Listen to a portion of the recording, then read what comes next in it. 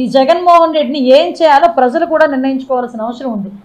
ఈరోజు 11 సీట్లకు ఇంకా ప్రజలు కన్ఫైన్ చేసినా కూడా ఇంకా బుద్ధి రాకుండా ఈ చంద్రబాబు నాయుడు గారు చేస్తున్న మంచి పనుల్ని ఎలాగోలాగా దాన్ని డ్యామేజ్ చేయాలి అని ఒకే ఒక ఉద్దేశంతో ఈరోజు ప్రకాశం బ్యారేజ్ విషయంలో ఈ బోట్లను వదిలేరంటే, అన్ని 40-50 టన్నులు ఉన్న బోట్లను వాళ్ళు పంపించగలిగారంటే నిజంగా వాళ్ళ తాలూకా నాకైతే కొన్ని సందర్భాల్లో మాటలు కూడా రావట్లేదు. వాళ్ళని ఏ రకమైన క్రిమినల్స్ అనాలో అర్థం కాదు.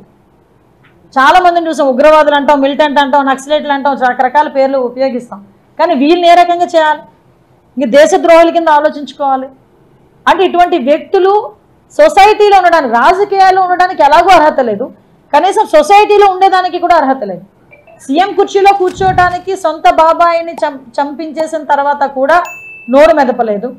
తనకి తనే వేరే వాళ్ళ చేత కత్తికాట్లు పెట్టించుకుంటాడు, కోటి కత్తికాట్లు పెట్టించుకుంటాడు. మళ్ళా సీఎం కుర్చీలో కూర్చోడానికి గులకరాయి ఆశాలు వేసాడు. అన్నీ వేసినా కూడా ఇంకా ఏమీ అతను వర్కౌట్ అవ్వకపోయేసరికి ఈరోజు వచ్చిన ఫ్లడ్ సిచ్యువేషన్ని కూడా కనీసం మానవతా కోణంలో ఆలోచన చేసుకోకుండా, కనీసం అతని తరపున ఒక పులిహోర పొట్లం కూడా తీసుకొచ్చి ఎవరికి కూడా పెట్టే పరిస్థితి లేకుండా మళ్ళా తిరిగి ఆ ప్రజలందరినీ ఇబ్బంది పెట్టే పరిస్థితికి తీసుకొచ్చాడంటే, ఇబ్బంది పెట్టాలని చూశారంటే నిజంగా ఒకటి మాత్రం క్లియర్ అండి, ఎట్టి పరిస్థితుల్లోని ఇలాంటి వాళ్ళ మీద చర్యలు చాలా గట్టి చర్యలు ఉంటాయి. ఎట్టి పరిస్థితులను వదిలే ప్రసక్తి లేదు. ఆ పోలీస్ డిపార్ట్మెంట్ దీన్ని క్షుణ్ణంగా కూడా ఎంక్వైరీ చేస్తున్నారు. ఎక్కడైనా ఏ లీడ్ దొరికినా కూడా ఎట్టి పరిస్థితులని ప్రజలకు ఇబ్బంది పెట్టే పరిస్థితి వచ్చినా ఏ ఒక్కరిని కూడా విడిచిపెట్టే ప్రసక్తి లేదని చెప్పి తెలియజేసుకుంటూ, ఇటువంటి ఆలోచన తీరున్న జగన్మోహన్ రెడ్డి అసలు సొసైటీలో ఉండే అర్హత ఉందా? మళ్ళీ చెప్తున్నా, ఈరోజు అంటే మొత్తం ఎంటైర్ ఈ 10 days 11 days ఎపిసోడ్లో నాకు తెలిసి ఒక 20 minutes ప్రజల్లో ఉన్నాడు. సీఎంగా ఉండేటప్పుడు ఏరియల్ సర్వే చేసేవాడు. 11 సీట్లు వచ్చిన తర్వాత ప్రతిపక్ష నాయకుడిగా, హోదా కూడా కాదు, ప్రతిపక్ష పార్టీకి నాయకుడిగా ఉన్నాడు కాబట్టి కనీసం బురదలో దిగి 10 నిమిషాలు తిరిగాడు. బయటకు వచ్చి బురద జల్లే ప్రయత్నం చేస్తున్నారు.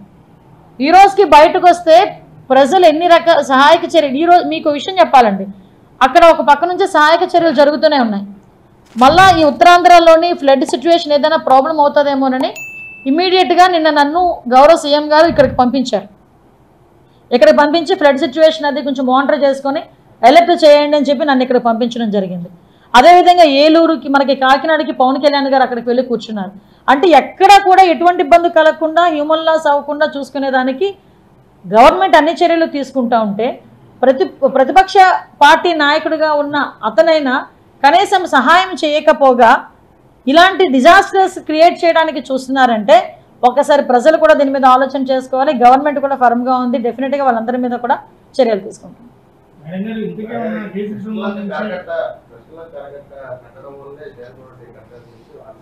ఏంటమ్మా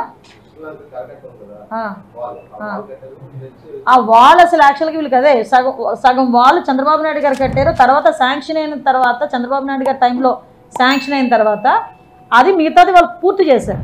అరే నేనేమంటానంటే కరకట్ట కట్టావు కాబట్టి డ్యామేజ్ని కూల్ చేయాలా? నేనేమంటే చిన్నది కట్టడం చూపించి పెద్ద డ్యామేజ్ని కూల్ చేయాలని రెడీ చేసేసారు. దాని గురించి ఎందుకు మాట్లాడట్లేదు?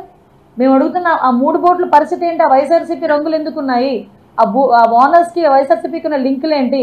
దాని గురించి ఎందుకు ఏ ఒక్క నాయకుడు బయటకు వచ్చి మాట్లాడట్లా?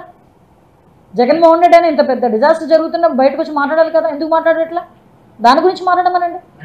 హోంశాఖ మంత్రిగా మీరే ఉన్నారు, ఆ ఘటనకు సంబంధించి ఎంక్వైరీ ఎలా జరుగుతుంది? మీరు ఇప్పుడు రాజద్రోహం కేసు పెట్టాలి అంటున్నారు, ఒకవేళ అది ప్రూవ్ అయితే మీరు పెడతారా? డెఫినెట్గా పెడతామండి, డెఫినెట్గా పెడతాం. అది అందులో తేడా ఏమీ లేదు. ఎందుకంటే ఆల్రెడీ ఇద్దరిని అదుపులో కూడా తీసుకున్నారు. ఇరిగేషన్ డిపార్ట్మెంట్ వాళ్ళు ఇచ్చిన కంప్లైంట్ని బేస్ చేసుకుని అండర్ సెక్షన్ 125 326B కూడా అందులో వేస్తున్నారు.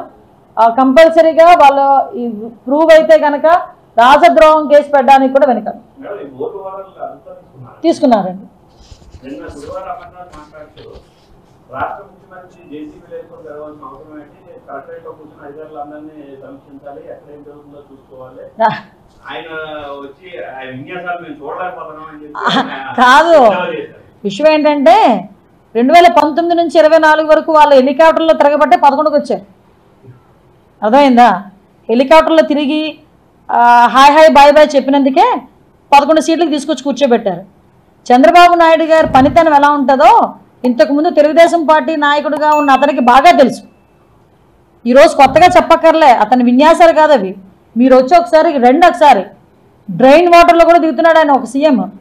ఎందుకు? అక్కడ ప్రజల కష్టాలు దగ్గరుండి తెలుసుకొని వాళ్ళ బాధలు, కనీసం బాధలో ఉన్నవాడి దగ్గరికి మనం వెళ్తే ఆ బాధ చెప్పుకునేటప్పుడు వింటే చాలు, కొంత బాధ తగ్గుతుంది. మనం తర్వాత మన సహాయక చర్యలు. మొన్నటి వరకు వినేవాడు లేడురా బాబు, మాకు వినే నాదుడు లేడురా బాబు అని గొగ్గోలు పెట్టారు ప్రజలందరూ. కానీ ఈరోజు ఒక ముఖ్యమంత్రి స్థాయిలో వ్యక్తి అక్కడికి వెళ్ళేటప్పుడు అప్రోచింగ్ కూడా ట్రాక్టర్ మీద వెళ్ళేదానికి కూడా అవ్వకపోతే ఒక జేసీబీ మీద వెళ్తున్నారు.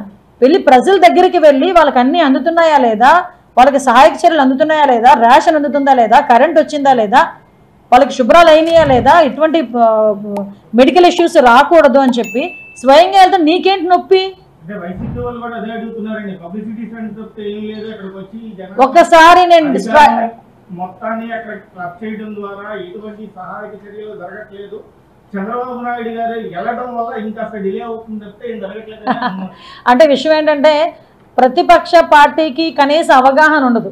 వాళ్ళకి ఫ్లడ్ మేనేజ్మెంట్ కానీ, సైక్లోన్ మేనేజ్మెంట్ కానీ, కనీసం డిజాస్టర్ మేనేజ్మెంట్ ఎలా చేయాలో కూడా వాళ్ళకి తెలియదు. కాబట్టి ఇలాంటి కబుర్లు ఆడతారు. చంద్రబాబు నాయుడు గారికి ఇది కొత్త కాదు. అప్పుడు హుద్హుద్ చేశారు, మీరందరూ సాక్ష్యం. దానికి హుద్హుద్ టైంలో చంద్రబాబు నాయుడు గారు ఎలా చేశారు మీరందరూ సాక్ష్యం. మీరందరే కాకుండా విశాఖపట్నం ప్రజలు 2019 టైంలో కూడా ఇక్కడున్న 4 సీట్లను గెలిపించారంటే ఆ రోజు చంద్రబాబు నాయుడు గారి మీద ఉన్న నమ్మకం. మీకు ఒక విషయం చెప్పనండి, మురిగేవి ఎలాగో మురుగుతూనే ఉంటాయి, మేము వాటి గురించి ఆలోచించట్లే. కానీ విజయవాడకి అటువంటి ప్రాబ్లం రావటం అనేది దురదృష్టం. అటువంటి ప్రాబ్లం వచ్చినప్పుడు సీఎంగా చంద్రబాబు నాయుడు గారు ఉండటం అనేది అదృష్టం అని చెప్పి విజయవాడ ప్రజలే భావించే పరిస్థితి. ఈరోజు బయటికి రండి, రేషన్ దగ్గర నుంచి డ్రై రేషన్ దగ్గర నుంచి డ్రై ఫుడ్, మామూలు ఫుడ్, ప్రతి ఒక్కరికి కూడా ఇంకా మాకు ఫుడ్ అవసరం లేదు బాబోయ్ అనేటంత వరకు కూడా ఫుడ్ ఇచ్చినాం. నేనే ప్రత్యక్ష సాక్షినండి. అఫ్కోర్స్ నేను ఒక హోమ్ మినిస్టర్గా, ఒక డిజాస్టర్ మేనేజ్మెంట్ మినిస్టర్గా నేను మాట్లాడడం కాదు. వాళ్ళు కావాలని వాళ్ళ బ్లూ మీడియా చేత కావాలని ఒక రకమైన రాద్ధాంతం క్రియేట్ చేస్తున్నారు. కానీ మీరెవ్వరు వచ్చినా నేను ఓపెన్గా కొన్ని వార్డులు, మీరు ఏ వార్డు సెలెక్ట్ చేయండి ఆ వార్డుకి నేను తీసుకెళ్తాను. స్వచ్ఛందంగా గవర్నమెంటే కాదండి, స్వచ్ఛందంగా చాలామంది బయటకు వచ్చి విరాళాలు ఇస్తున్నారు. నేను చూశాను. ఒక చిన్న పిల్లడు డిబ్బీ పట్టుకొని వచ్చాడు, వాడు కిడ్నీ బ్యాంక్ తీసుకొని వచ్చాడు.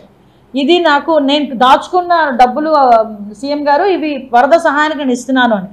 ఆ బుద్ధి కూడా, ఆ కామన్ సెన్స్, ఆ మినిమం హ్యూమన్ యాంగిల్ కూడా లేకపోతే, హ్యుమానిటీ యాంగిల్ కూడా లేకపోతే జగన్మోహన్ రెడ్డికి ఎందుకండి వీళ్ళు?